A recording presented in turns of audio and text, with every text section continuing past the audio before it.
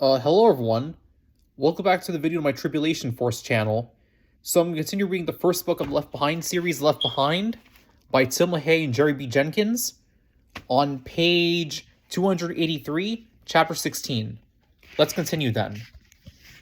I wouldn't do this for just anybody, Steve Plank said after he and Bucket thanked Marge and headed to separate cabs. I don't know how long I can hold them off and convince them that I'm you, pretending to be someone else, or so don't be far behind. Don't worry. Steve took the first cab. Buck's George Oriskovich press credentials on his chest. He was to go directly to the Plaza Hotel, where he would ask for his appointment with Carpathia. Buck's hope was that Steve would be immediately intercepted, arrested as Buck, and clear the way for Buck to get in. If Buck was accosted by authorities, he would show his identity as Steve Plank. Both knew the plan was flimsy, but Buck was willing to try anything to keep from being extradited and framed for Alan Tompkins' murder, and possibly even Dirk Burton's. Buck asked his cabbie to wait about a minute after Steve had left for the plaza. He arrived at the hotel in the midst of flashing police lights, a paddy wagon, and several unmarked cars. As he threaded his way through onlookers, the police hustled Steve, hands cuffed behind his back, out the door and down the steps. I'm telling you, Steve said, the name's Orskovich. We know who you are, Williams. Save your breath. That's not Cam Williams, another reporter said, pointing and laughing. You idiots. That's Steve Plank. Yeah, that's it, Plank joined in. I'm Williams' boss from the Weekly. Sure you are, a plainclothesman said, stuffing him into an unmarked car. Buck ducked the reporter who had recognized Plank, but when he got inside and picked up a courtesy phone to call Rosenzweig's room, another press colleague, Eric Miller, whirled around and covered his own phone, whispering Williams, "What's going on? The cops shuttled your boss out of here, claiming he was you." Do me a favor, Buck said. Sit on this for at least half an hour. For at least half an hour. You owe me that. I owe you nothing, Williams, Miller said, but you look scared enough. Give me your word on what you'll tell me first what's going on. All right, you'll be the first press guy I tell anyway. Can't promise I won't tell someone else. Who? Nice try. If you're trying to call Carpathia, Cameron, you can forget it. We've been trying all night. He's not giving any more interviews tonight. Is he back? He's back, but he's incommunicado. Rosenzweig answered Buck's call. Chaim? It's Cameron Williams. May I come up? Eric Miller slammed his phone down and moved close. Cameron, Rosenzweig said, I can't keep up with you. First you're dead, then you're alive. We just got a call that you've been arrested in the lobby and would be questioned about a murder in London. Buck didn't want Miller to detect anything. Chaim, I have to move quickly. I'll be using the name Plank, all right? I'll arrange it with Nikolai and get him to my room somehow. You come. He told Buck the number. Buck put a finger to his lips so Miller wouldn't ask, but he couldn't shake him. He jogged to the elevator, but Eric stepped on with him. A couple tried to join them. I'm sorry, folks, Buck said. This car is malfunctioning. The couple left, but Miller stayed. Buck didn't want him to see what floor he was going to, so he waited till the doors shut, then turned the car off. He grabbed Miller's shirt at the neck and pressed him against the wall. Listen, Eric, I told you had to call first with what's shaking here, but if you try to horn in on this or follow me, I'm going to leave you dry. Miller shook loose and straightened his clothes. All right, Williams, geez, lighten up. Yeah, I lighten up when you come snooping around. That's my job, man, don't forget that. Mine too, Eric, but I don't follow other people's leads. I make my own. You interviewing Carpathia? Just tell me that. No, I'm risking my life to see if a movie star is in the house. So it's Carpathia then, really? I didn't say that. Come on, man, let me in on it. I'll give you anything. You said Carpathia wasn't giving any more interviews tonight, Buck said, and he's not giving any more to anybody except the networks and national outlets. So I'll never get to him. That's your problem. Williams? Buck reached for Miller's throat again. I'm going, Eric said. When Buck emerged at the VIP floor, he was astounded to see that Miller had somehow beat him there and was hurriedly introducing himself to a uniformed guard as Steve Plank. Mr. Rosenzweig is waiting for you, sir, the guard said. Wait a minute, Buck shouted, showing Steve's press credentials. I'm Plank. Run this imposter off. The guard put a hand on each man. You'll both have to wait here while I call the house detective. Buck said, just call Rosenzweig and have him come out here. The guard shrugged and punched in the room number on a portable phone. Miller leaned in, saw the number, and sprinted toward the room. Buck took off after him, the unarmed guard yelling and still trying to reach someone on the phone. Buck, younger and in better shape, overtook Miller and tackled him in the hallway, causing doors up and down the corridor to open. Take your brawl somewhere else, a woman shouted. Buck yanked Miller to his feet and put him in a headlock. You are a clown, Eric. You really think Rosenzweig would let a stranger into his room?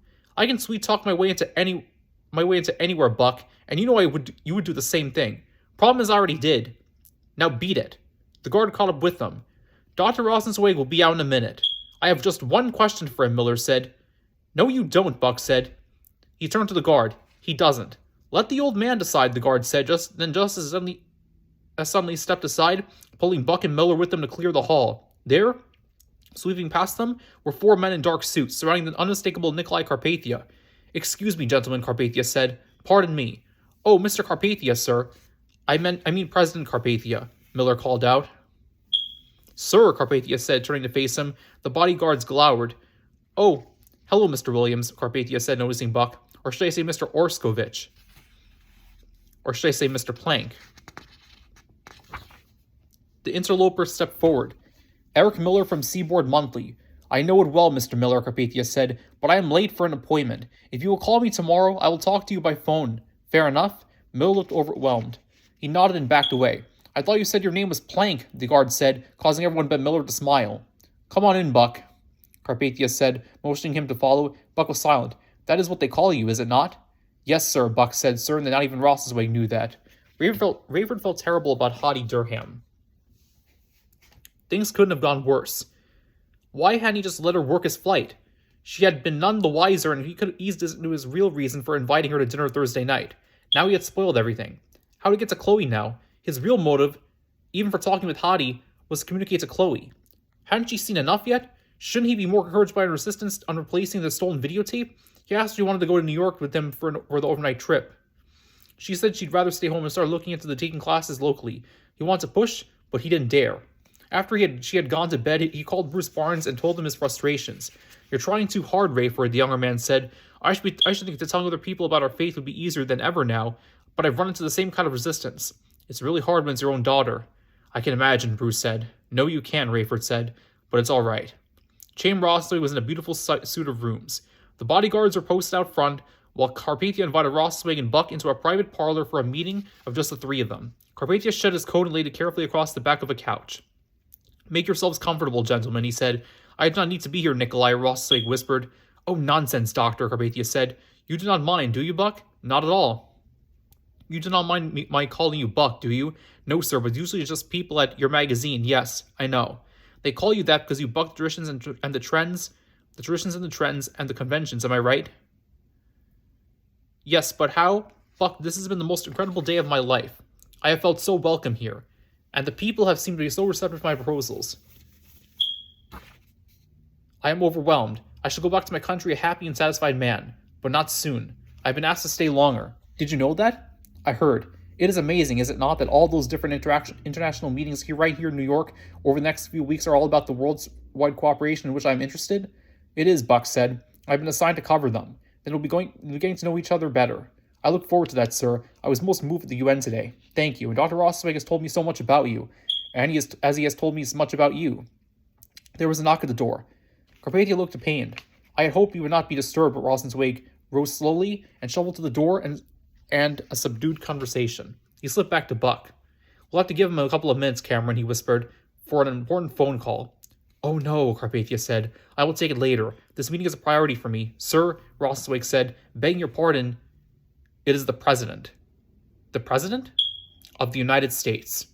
Buck rose quickly and leave with Rosenzweig, but Carpathia insisted they stay. I am not such a dignitary that I would not share this honor with my old friend and my new friend. Sit down.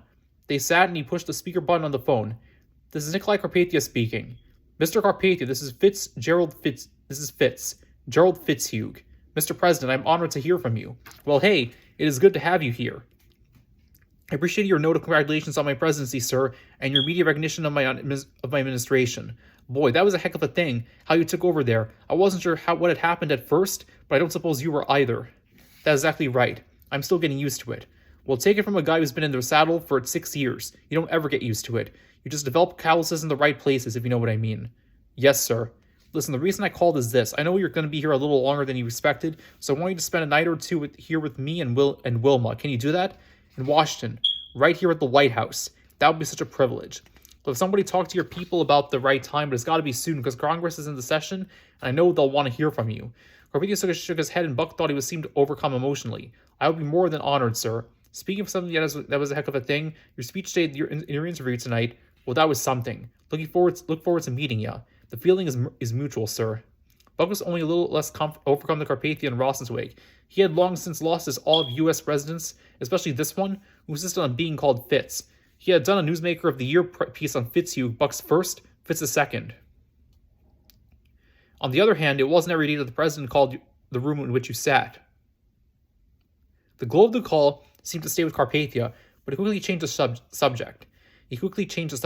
Buck, I want to answer all your questions and give you whatever you need. You've been so good to Chaim, and I'm prepared to give you a bit of a secret. You would call the scoop. But first, you are in deep trouble, my friend. I want to help you if I can. Buck had no idea how Carpathia knew he was in trouble, so he wouldn't even have to bring him up to speed and ask for his help. This is too good to be true. The question was, what did Carpathia know, and what did he need to know? The Romanian sat forward and looked directly into Buck's eyes. They gave Buck such a feeling of peace and security that he felt free to tell him everything. Everything. Even that his friend Dirk had tipped him off about someone meeting with Sonnegal and Todd Cawthron, and Buck assuming it was Carpathia. It was I, Carpathia said. But let me make this very clear. I know nothing of any conspiracy. I have never even heard of such a thing. Mr. Sonnegal felt it would be good for me to get to meet some of his colleagues and men of international influence. I form no opinions about any of them, neither am I beholden to any of them. I will tell you something, Mr. Williams. I believe your story. I do not know what you accept for your work, by your work and your reputation with people I respect, such as Dr. Rosenzweig. But your account has been the ring of truth. I have been told that you are wanted in London for the murder of the Scotland Yard agent, and that they have several witnesses who will swear they saw you distract Tompkins, plant the device, and activate it from within the pub. That's crazy. Well, of course it is if you were mourning the mysterious death of your mutual friend. That's exactly what we were doing, Mr. Carpathia. That and trying to get to the bottom of it. Rosenzweig was called to the door again, and then he whispered in Carpathia's ear. Buck, come here, Carpathia said, rising and leading Buck toward a window away from Rosenzweig. Your plan to get in here while being pursued was most ingenious, but your boss has been identified. Now they know you are here. They would take you into custody and extradite you to England. If that happens and Tompkins' theory is right, Buck said, I'm a dead man. You believe they will kill you? They killed Byrne and they killed Tompkins. I'm much more dangerous to my potential readership. They killed Byrne and they killed Tompkins. I'm much more dangerous to them with my potential readership. If this plot is as you and your friends say it is, Cameron, writing about these people, exposing them, will not protect you. I know. Maybe I should do it anyway. I don't see any way out. I can make this go away for you. Buck's mind was suddenly reeling. This is what he had wanted, but he feared Carpathia could do nothing quickly enough to keep from getting Todd Cawthron's and Sullivan's hands. Was it possible Carpathia was in deeper with these people that he had led on? Sir, I need your help, but I'm a journalist first. I can't be bought or bargained with. Oh, of course not. I've never asked for such a thing. Let me tell you what I can do for you. I will arrange to have the London tragedies revisited and evaluated, exonerating you. How will you do that? Does it matter if it is the truth? Buck thought for a moment. It is the truth. Of course. But how will you do that? You maintain this innocence, Mr. Carpathia, this man from nowhere persona. How can you affect what has happened in London? Carpathia sighed. Like I told you, your friend Dirk was wrong about a conspiracy. That is true. I am not in bed with Todd Cawthron or Sonnegal or any of the other international leaders I have been honored to meet recently. However, there are important decisions and actions coming up that will affect them, and it is my privilege to have a say in those developments. Buck asked Carpathia if he minded if they sat down again. Carpathia signaled to Rosenzweig to leave them for a few minutes. Look, Buck said when they were seated, I'm a young man, but I've been around the block. It feels to me as if I'm about to find out just how deep into this, well, if it's not a conspiracy, it's something organized, how deep into this thing you are. It's something organized, how deep into this thing you are. I can play along and save my life, or I can refuse and you let me take my chances in London. Carpathia held up a hand and shook his head. Buck, let me reiterate that we are talking politics and diplomacy, not skullduggery or a crime. I'm listening. First, Carpathia said, a little background. I believe in the power of money. Do you? No. You will. I was a better than average businessman in Romania while still in secondary school. I studied at night, many languages, the ones I need to succeed. During the day, I ran my own import and export businesses and made myself wealthy. What I thought was wealth was paltry compared to what was possible. I need to learn that. I learned it the hard way. I borrowed millions from a European bank, then I found that someone in the bank was informed that my major competitor what I was doing. I was defeated in my own game, defaulted on my loan, and was struggling. When that same bank bailed me out and ruined my rival. I didn't mean or want to hurt the rival. He was used by the bank to lock me into a relationship. Was the bank owned by an influential American? Carpathia ignored the question. What I had to learn in just over a decade is how much money is out there. out there in the banks of the world, especially those owned by Jonathan Sonigal, Buck suggested. Courageous still wasn't biting. That kind of capital is power. This is the kind of thing I write against. It's about to save your life. I'm still listening. That kind of money gets a man's attention. He becomes willing to make concessions for it. He begins to see the wisdom of letting someone else, a younger man, someone with more enthusiasm and vigor and fresh vision take over. That's happened in Romania. That's what happened in Romania. Buck, do not insult me. Okay, this is part 1 of chapter 16 of Left Behind. Take care, everybody. Another video for my Storytime channel.